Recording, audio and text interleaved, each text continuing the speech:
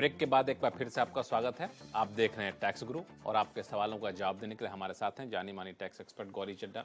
गौरी, लोगों के सवाल ने उससे पहले एक मामला कि आमतौर पे हम लोग ऑनलाइन आईटीआर फाइल करते हैं और कई बार लोगों को डर होता है कि ऑनलाइन फाइल करेंगे पता नहीं क्या गलती फाइल कर पाएँ। पहले तो ऑफलाइन हम लोग करते थे जाकर के इनकम टैक्स दफ्तरों में जाकर। अब उन दोनों के बीच का रास्ता कि इनकम टैक्स विभाग निकाला है कि ना तो आपको दफ्तर जाना है ना तो आपको ऑनलाइन भरना है, बल्कि ऑफलाइन आप भर सकते हैं। ये क्या है पूरा माजरा? तो इसमें लक्ष्मण थोड़ा सा ये मेरे हिसाब से कहीं ऑफलाइन और ऑनलाइन के बीच का तरीका है, जिसमें आपको इनकम टैक्स ऑफिस तो नहीं जाना और आपको प्रॉपरली जो आप यूटिलिटी से फाइल करते हैं वो भी नहीं करना। आपको एक ऑफलाइन फॉर्म अवेलेबल करा दिया है डिपार्टमेंट ने ITR 1 और ITR 4 के लिए, जिसको आप अगर डाउनलोड करें, उसका प्रिंट लें, उसको फाइल करें और उसे अपलोड कर दें, तो वो आपका ऑफलाइन फाइलिंग मानी जाएगी। ये इसलिए किया गया है ताकि जो लोग ITR खुद भरते हैं, ITR 1 और 4 लोग यूजुअली खुद भर लेते हैं, थोड़ी आसान मानी जाती है और उसमें लोगों को कोई प्रॉब्लम ना आए, कोई गलती ना हो, क्योंकि जब आप हाथ से भरते हैं तो उसमें चीज़ें फ़र्क हो जाती है, आप थोड़ा ज़्यादा केयरफुल रहते हैं और गलती होने का जो संभावना है वो कम हो जाती है। तो ये तरीका है जिसमें आप ऑफलाइन भर सकते हैं, लेकिन ये सिर्फ ITR 1 और 4 के लिए अभी अवेलेबल है। सिर्फ ITR 1 और 4 के लिए, लेकिन ITR 1 और 4 बहुत ज्यादा भरी जाती है, सबसे इजी फॉर्म्स होते हैं। इसको कई बार लोग खुद भरना चाहते हैं। ज्यादातर लोग ITR 1 और 4 एटलीस्ट 1 तो ज्यादातर लोग खुद ही भरते हैं, उसमें कोई प्रोफेशनल हेल्प आपको ना लेनी पड़े, इसीलिए सरकार ने ये शुरू किया है। तो चलिए, तो आप इसका फायदा उठा सकते हैं। अगर आप ऑफलाइन और ऑनलाइन के बीच का रास्ता अपनाना चाहते हैं तो कोई दिक्कत होगी तो हम लोग यहाँ पे बैठे हुए हैं। फिर से शुरू करते हैं सवाल जवाब का सिलसिला। चलते हैं आगरा, जहाँ से पंकज जैन जी हमारे साथ फोन लाइन पर जुड़ चुके हैं। पंकज जी नमस्कार, क्या सवाल है आपके पास? नमस्कार सर।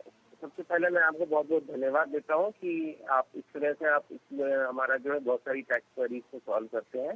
जी धन्यवाद, बहुत बहुत धन्यवाद। मेरा क्वेश्चन जो है वो सर आरबीआई की जो ट्रेजरी बिल्स है उससे संबंधित है। तो आरबीआई जो टी बिल्स को 91, 182 एंड 364 डेज के लिए इशू करता है और उसकी ऑप्शन करता है।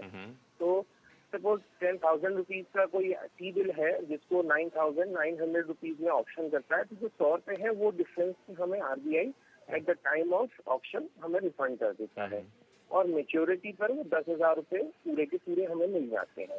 तो मेरा क्वेश्चन ये है कि जो 100 रुपए का बेनिफिट जो हमें मिला उसके ऊपर हमारा टैक्स इम्प्लीकेशन क्या होगा, कि वो उसको हम शॉर्ट टर्म कैपिटल गेन मानेंगे क्योंकि वो 364 डेज से पहले ही हमें रिडीम हो गया, या उसको नॉर्मल इनकम में as income from other sources के हेड में जाकर उसको नॉर्मल टैक्स रेट से दिखाएंगे टैक्स कैलकुलेशन करेंगे या शॉर्ट टर्म कैपिटल गेन में।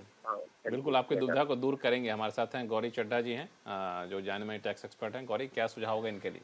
तो देखिए, आपको जो टी बिल की आपने बात की है वो बेसिकली आपको एक तरह से डिस्काउंट पे मिला और फेस वैल्यू पे आपको उसको रिडेम्पशन हो गई।